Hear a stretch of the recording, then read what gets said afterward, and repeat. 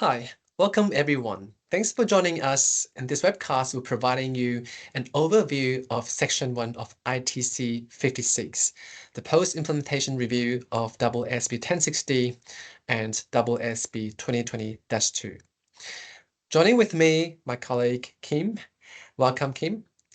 First up, ITC 56 has two sections. Kim, can you briefly run through what each section deals with for us? Of course, and thanks again to everyone that's listening in today. So section 1 is really about checking whether the standards are doing their job in practice. So are they working the way they're supposed to? Then section 2 takes a step back and asks, is the overall disclosure framework for Tier 2 entities still fit for purpose? The sections are closely connected and together they help us at the AASB understand both what's happening now and what changes might be needed moving forward. Excellent. So the webcast today is all about section 1. So let's get into it. And perhaps let's start with the basic question. What is a post-implementation review, Kim? That's a great question. So for me, I like to think of a post-implementation review as a bit of a health check, and it helps us see whether the standard is actually doing what it was designed to do. So if we take AASB 2020-2, for example, its goal was to phase out special purpose financial statements for certain entities and bring more consistency and transparency to financial reporting.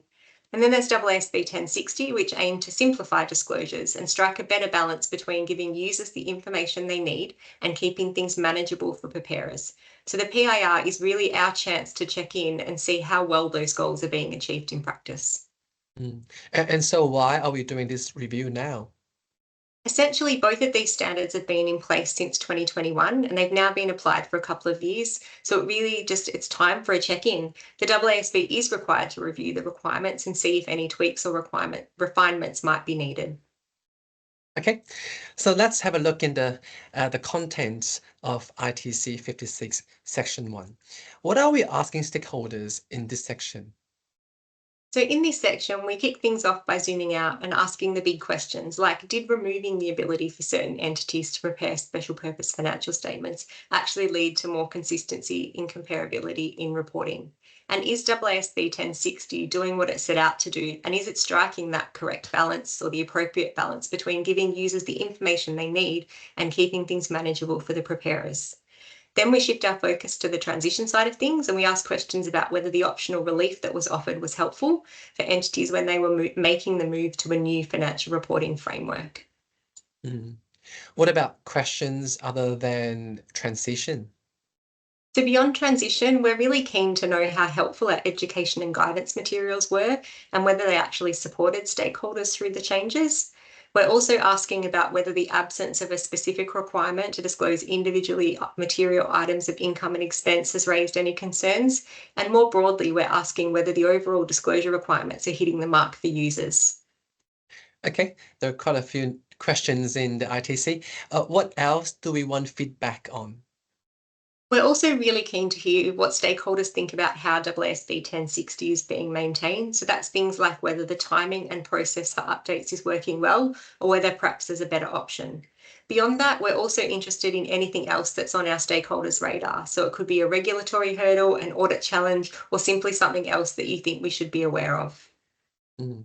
A final question. What happens after we get feedback from stakeholders?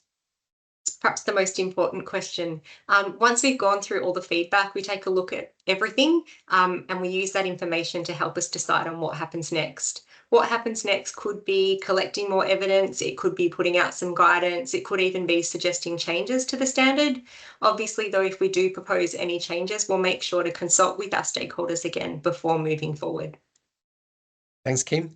So that's section 1 in a nutshell. Stay tuned for our follow-up webcasts, which will provide a walkthrough of section 2. On the screen is a QR code which you can use to register yourself for attending Roundtables events next month. Thank you for joining us today. See you next time. Thank you.